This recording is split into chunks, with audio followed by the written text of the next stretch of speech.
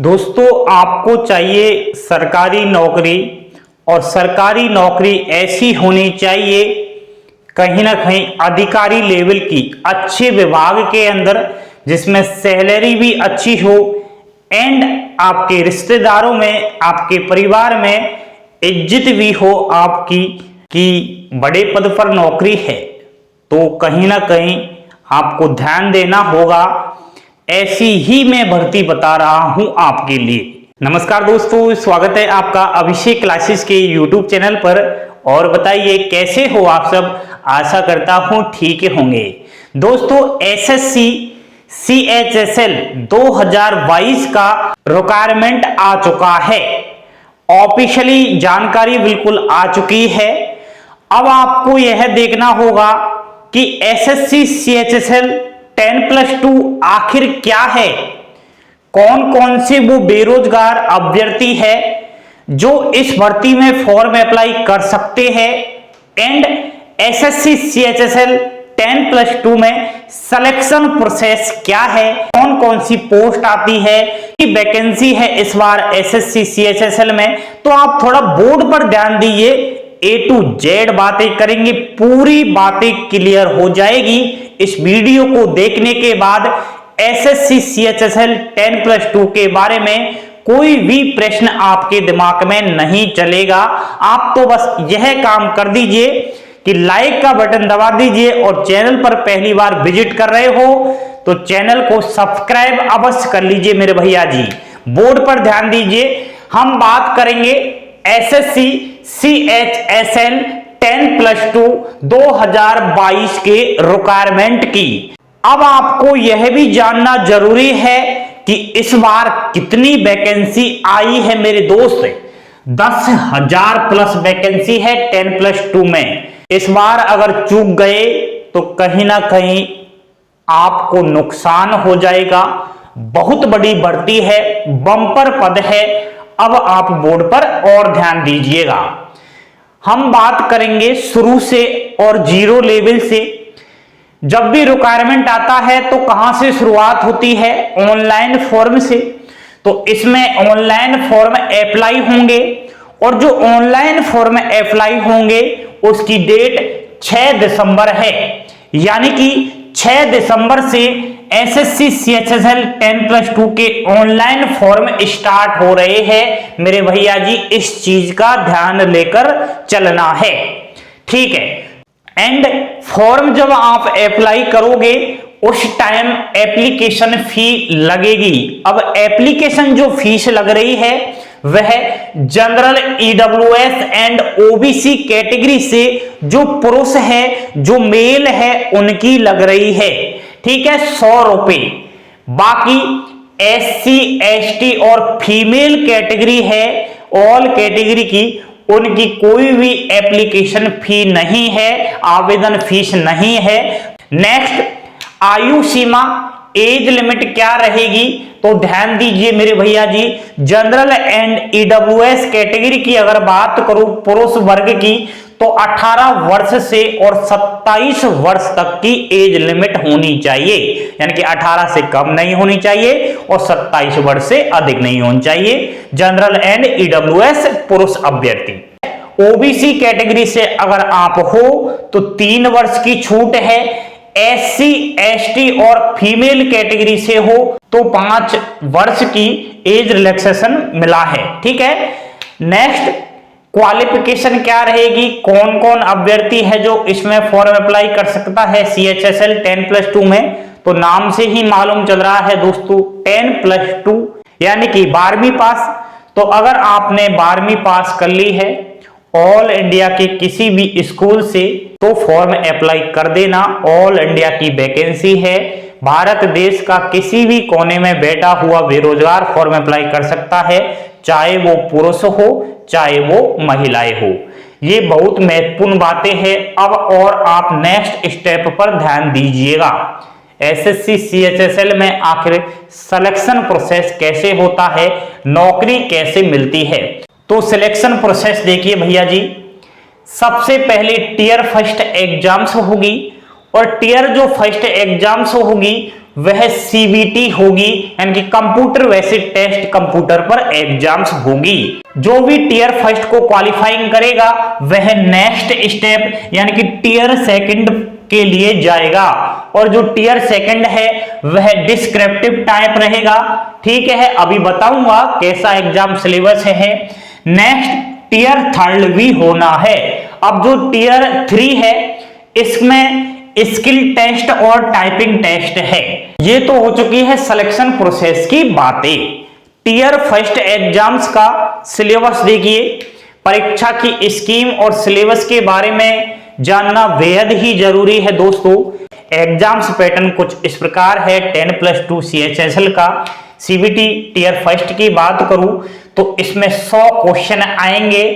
एक प्रश्न 2 अंक का रहेगा, यानी कि 200 मार्क्स का आपका टीयर फर्स्ट होने वाला है। एंड 60 मिनट यानी कि 1 घंटे का यह पेपर रहेगा, और इसमें 0.5 नेगेटिव मार्किंग भी है। इस चीज का भी थोड़ा आपको ध्यान रखना है।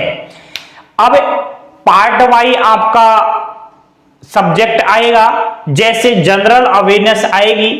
अब जनरल अवेयरनेस के अंदर आपका करंट अफेयर्स भी आता है, स्टैटिक जीके भी आ जाती है, जनरल साइंस भी आ जाती है, ये सब्जेक्ट आती है। जनरल अवेयरनेस के 25 क्वेश्चन आएंगे जो 50 अंक के रहेंगे। एंड रीजनिंग भी आएगी 25 क्वेश्चन 50 अंक के, मैथ भी आएगी 25 क्वेश्चन 50 मार्क्स के, एंड इंग्लिश सब्जेक्ट और आती है जिसके 25 क्वेश्चन होते हैं जो 50 मार्क्स के रहते हैं। 4 सब्जेक्ट इसके अंदर आएगी। ठीक है, ये हो चुकी है आपकी टीयर फर्स्ट की एग्जाम। अब इसको जो पास करेगा वो नेक्स्ट राउंड के लिए जाएगा, यानी कि टीयर सेकंड के लिए जाएगा। अब टीयर सेकंड जो है डिस्क्रिप्टिव टाइप रहेगा, तो यह पेन एंड पेपर मोड रहेगा, कोई कंप्यूटर पर नहीं होगा। आपको पेन दे दिया जाएगा और कोरा कागज दे दिया जाएगा, उसमें क्या करना है ध्यान दीजिए। डिस्क्रिप्टिव टाइप जो पेपर रहेगा, टीयर 2 जो पेपर रहेगा यह 100 अंक का रहेगा, तो 20 मिनट का इसमें समय दिया जाएगा। इसमें राइटिंग ऐसे लेटर वगैरह एप्लीकेशन वगैरह आपको लिखनी है। आपके 10वीं क्लास में आया होगा एप्लीकेशन लेटर ऐसे वगैरह कैसे लिखते हैं, आप जानते हो।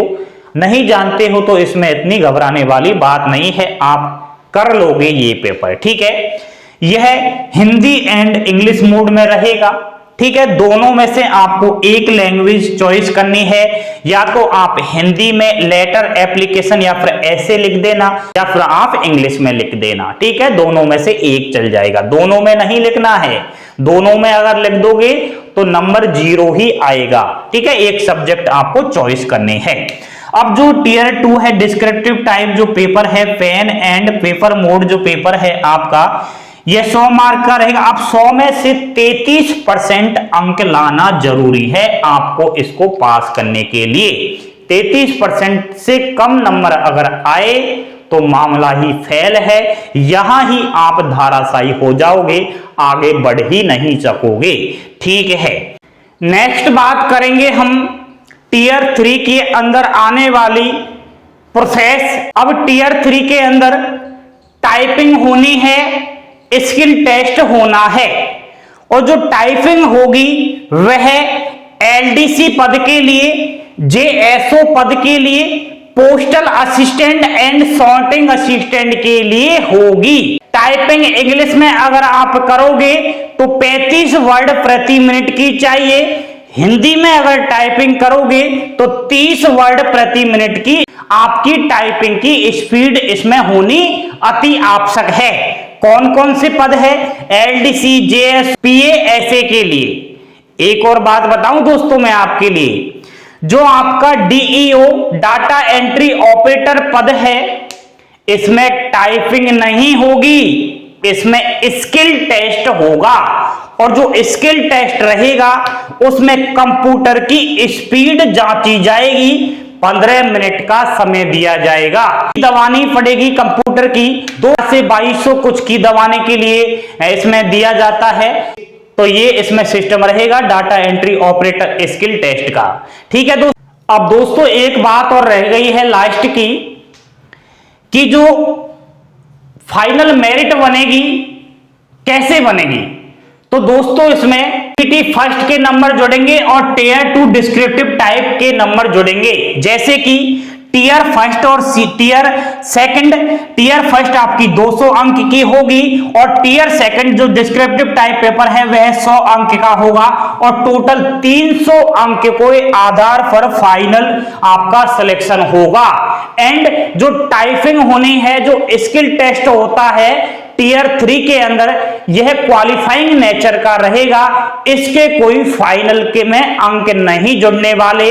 आपको टीयर फर्स्ट पर ध्यान देना है और टीयर सेकंड पर ध्यान देना है। ठीक है, ये तो ओनली क्वालिफाइंग नेचर का रहेगा स्किल टेस्ट और आपका टाइपिंग टेस्ट। ठीक है दोस्तों, 300 मार्क्स का एसएससी सीजीएल का सिस्टम रहता है। तो इधर ध्यान दीजिए, महत्वपूर्ण बातें कर रहे हैं। सैलरी एसएससी सीएचएसएल के अंदर आने वाले पदों में अलग अलग सैलरी का डिटेल्स कुछ इस प्रकार है। एलडीसी की नौकरी आपकी लग जाएगी तो एलडीसी में आपको सैलरी दी जाएगी लेवल 2 के अनुसार, और लेवल 2 का जो बेसिक पे बन रहा है वह शुरुआती 19,900 रुपए से 63,200 रुपए बन रहा है। बेसिक पे बताया है स्टार्टिंग का।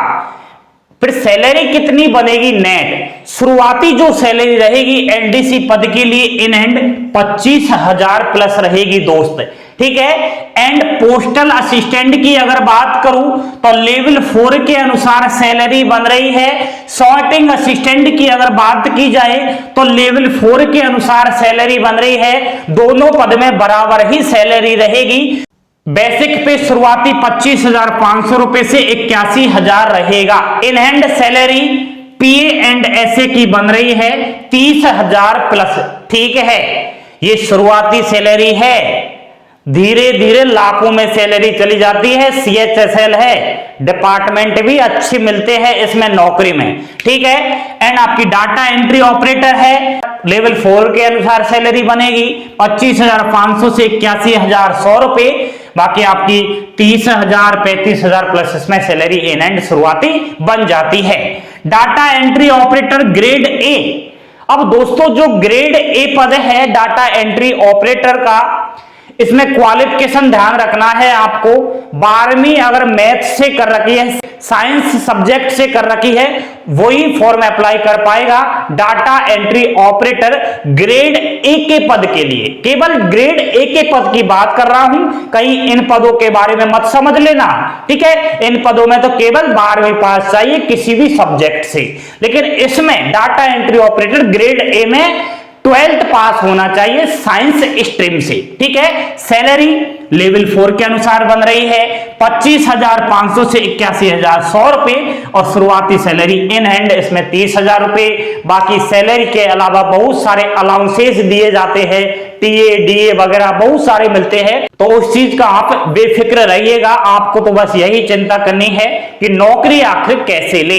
ठीक है, सैलरी तो गजब की मिलेगी, सेंट्रल की नौकरी है, सेंट्रल के डिपार्टमेंट इसमें आएंगे। तो यह था दोस्तों एसएससी सीएचएसएल 10+2 2022 के रिक्वायरमेंट के बारे में नया अपडेट। जानकारी पसंद आई हो तो लाइक शेयर सब्सक्राइब अवश्य कर देना, और कोई मुझसे छूट गया हो तो माफ कर देना, कमेंट बॉक्स में आकर बता देना, मैं आपको और अच्छे से बता दूंगा। एंड नहीं कुछ समझ में आया है तो इंस्टाग्राम और व्हाट्सएप पर संपर्क कीजिएगा, वहां आपके सवाल होंगे, मेरे जवाब होंगे। थैंक यू, धन्यवाद दोस्तों। जय हिंद, जय भारत।